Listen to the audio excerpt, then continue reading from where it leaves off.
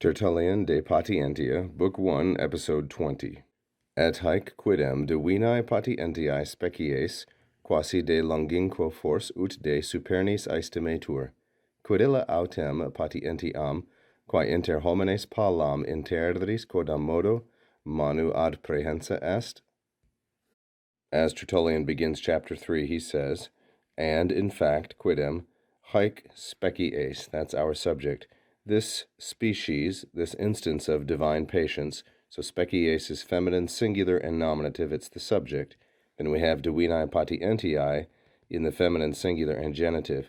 This instance of divine patience, as it were, from a certain kind of distance, and so we have to supply a verb here like est, no doubt.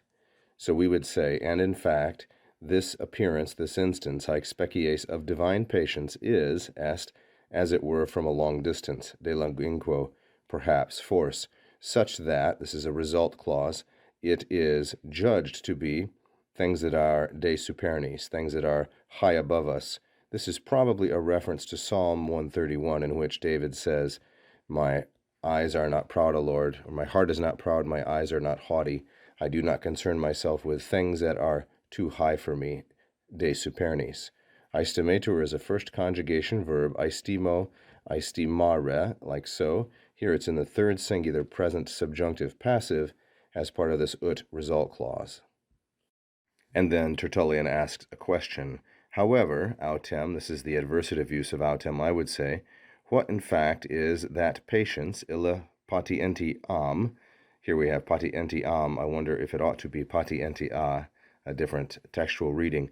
Moreover, what is that patience that, among men or among human beings, openly, on earth, in a certain way, quodam modo, has been grasped ad prehensa, by hand, manu?